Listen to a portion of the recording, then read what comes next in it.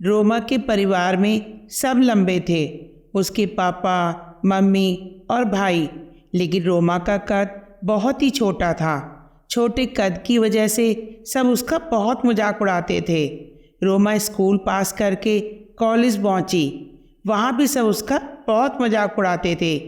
College में सब उसे बोनी कहकर बुलाते थे। एक दिन रोमा कॉलेज की तरफ से टूर पर जाती है।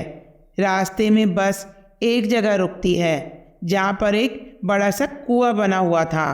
कुएं को देखकर वहाँ सब दोस्तों ने मिलकर एक शर्त लगाई कि जो भी इस कुएं से ज़्यादा पानी भरेगा उसका टूर का खर्चा फ्री होगा। जब राजीव की बारी आई तो पता नहीं राजीव को एकदम चक्कर सा आया और उसका पैर फिसल जाता है, जिसकी वजह से राजीव कुएं में गिर जाता है। यह देखकर सब घबरा जाते हैं। इतने में रोमा ने शोर मचाना शुरू कर दिया। अरे बचाओ इसे, ये कुएं में कूद गया है, कोई तो बचाओ इसे। अरे हम कैसे बचाएं इसे, वो खुद भी तो ऊपर आ सकता है ना। तो रोमा ने कहा, अगर उसके मुंह में पानी चला गया होगा तो वो कैसे आएगा? वो सांस भी नहीं ले पा रहा होगा तो वो रस्सी पकड़ के कैसे ऊपर आ जाएगा?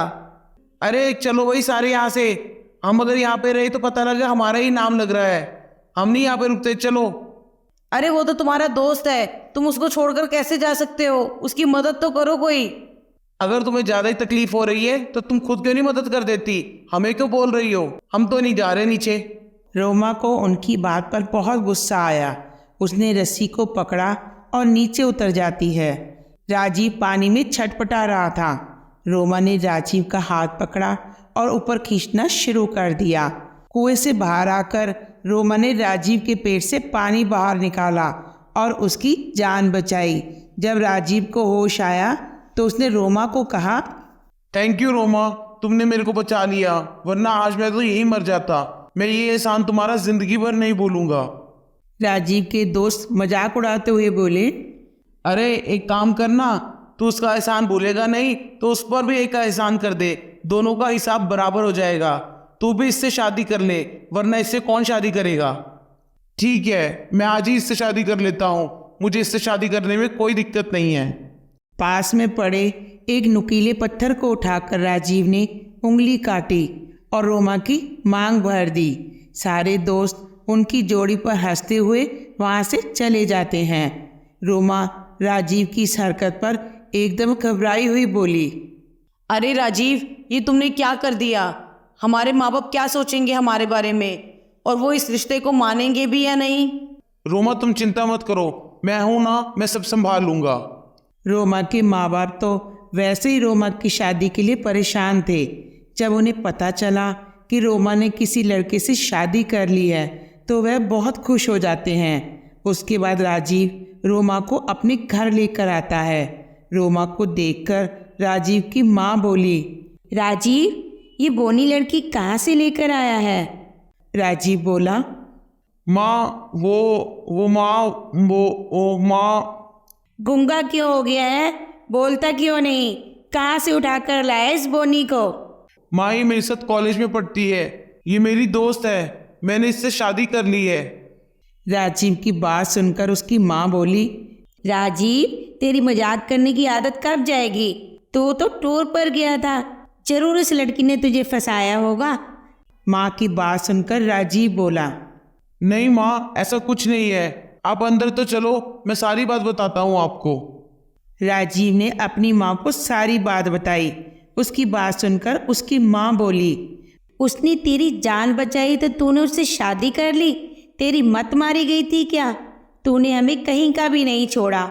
लोग क्या कहेंगे कि तुम्हारे बेटे को कोई लड़की नहीं मिलती थी जो बोनी लड़की उठा कर ले आए हो। हे भगवान, मैं क्या करूं?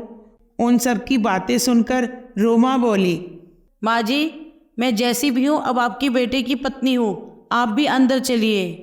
रोमा की बात सुनकर राजीव की माँ बोली, अरे देखो, इस बोनी के मुंह में भी जुबान है। माँ बाप ने सिखा कर भेजा है कि अमीर लड़कों को कैसे फंसाना चाहिए। हे भगवान, इस लड़के ने तो हमें कहीं का भी नहीं छोड़ा।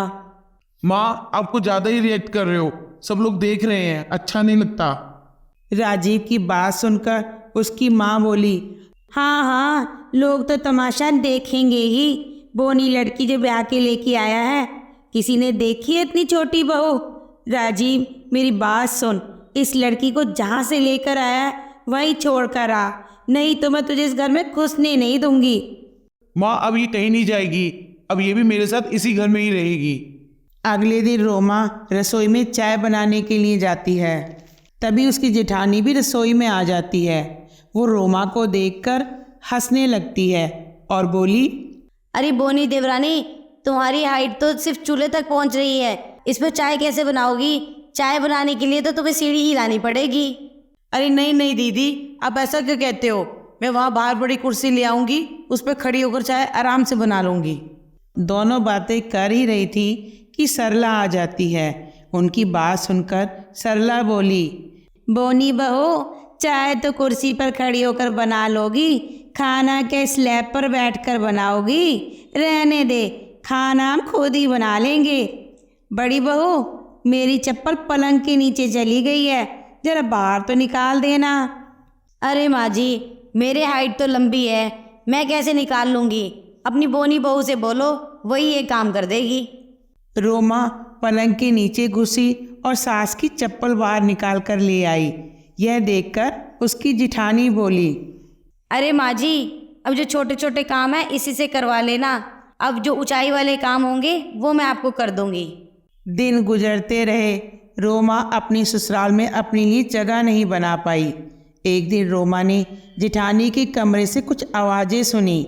आवाज़ सुनकर रोमा बोली, अरे ये आवाज़ें कैसे आ रही हैं? अरे माँ जी भी बाहर है, जेठ जी भी बाहर है, घर पर तो कोई नहीं है, तो ये आवाज़ कैसे आ रही है उनके कमरे से? रोमा जिठानी के कमरे में कुछ देख नहीं पाई, बस सोचती रही कि जरूर कोई ना कोई तो है जिठानी जी के कमरे में। एक दिन रोमा जिठानी के कमरे में कपड़ों के पीछे छुप जाती है। छोटे कद के कारण कोई उसे देख नहीं पाता। उसने देखा एक लड़का जिठानी जी के कमरे में आया है। उसके आते ही सुनीता ने कमरा बंद कर दिया और बोली, अरे राहुल, तुम रोज रोज यहाँ पर क्यों चले आते हो? जितना मैंने तुम्हें पैसा देना था वो दे दिया, मेरे पास और 1 रुपया भी नहीं है तुम्हें देने के लिए। क्यों? अभी तुम्हारी सास के गहने हैं ना, वो कौन सा घर पर है? जाओ उसे ले आओ, उसे मैं बाहर भेज दूंगा। नहीं नहीं, अब मैं और ऐसे पैसे नहीं दे सकती। कितने उनसे चोरी छुपे पैसे तुम्हें दूंगी? तुम हर टाइम मुझे वीडियो दिखाकर ब्लैकमेल ही करते रहते हो। अगर तुमने मुझे पैसे ना दिए तो मैं ये सारी वीडियो तुम्हारे सास और तुम्हारे पति को दिखा दूंगा, फिर देखना वो कैसे तुम्हें घर से बाहर निकालते हैं। नहीं नहीं, मत बताना, मैं तुम्हें 1 लाख रुपए दे चुकी हूँ और अब कितने पैसे दूँ तुम्हें? एक काम करो, अपनी सास की गहने ले आओ, मैं उसे ले जाऊंगा और तुम अपनी बोनी देवरानी पर नाम लगा देना। इसमें तुम्हारा नाम भी नहीं आएगा और तुम्हारा पल्ला भी छूट जाएगा मुझसे।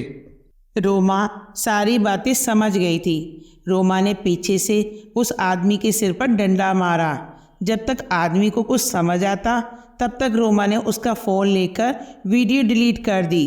सुनीता खड़े होकर सब कुछ देख रही थी। रोमा के साथ सास भी खड़ी थी। सास को देखकर सुनीता घबरा जाती है और सास को कहती है, माँ जी मुझे माफ़ कर दीजिए, मेरा इसमें कोई हाथ नहीं है, प्लीज़ माँ जी मुझे माफ़ कर दीजिए। मैंने सब सुन लिया सुनीता बहू, शुक्र मानो इस बोनी का जिसने मुझे पहले ही सब कुछ बता दिया था। मैं बाहर खड़ी होकर सब सुन रही थी। बहू, गलतियां सबसे होती हैं, हमें तुम्हारे अतीत से कोई मतलब नहीं है। अब तुम्हारे घर की इज्जत हो, अगर तुम पहले हमें बता देती तो इतनी नौबत यहाँ तक पहुँचती ही नहीं। बोनी उस आदमी को देखकर बोली, अरे रुक, अब तो कहाँ जाता है? अब तो तू जाएगा पुलिस स्टेशन, वहीं पर तेरे को सीधा करेंगे वो सब ब्लैकमेल करने के चक्कर में। अब तो मैंने तुम्हारी वीडियो भी डिलीट कर दी है, अब तो तुम कुछ नहीं कर सकते। बोनी बहू की बात सुनकर वो आदमी वहाँ से भाग जाता है। सास बोनी से खुश होकर बोली, रोमा बहू, मैं तो तुम्हें बोनी के अलावा कुछ समझ ही नहीं पाई, लेकिन आज तुमने हमारे घर की इज्जत के लिए जो काम किया है वो काबिल तारीफ है, उसे कोई भी नहीं कर सकता। आज मुझे अपने बेटे की पसंद पर नाज है जिसने तुमसे शादी की। आज मैं तुम्हें अपने घर की बहू स्वीकार करती हूँ।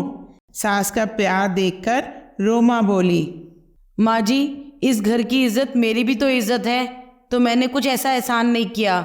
सिर्फ आप मुझे अपनी बहू मान लो, बस यही मैं चाहती हूँ। और इसी तरह से आप मेरे साथ प्यार से रहो, बस मुझे और कुछ नहीं चाहिए। सरला दोनों बहुओं को गले लगा लेती है।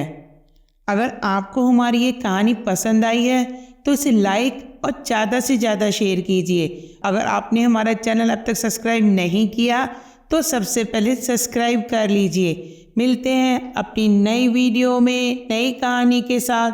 तब तक के लिए take care, bye, see you.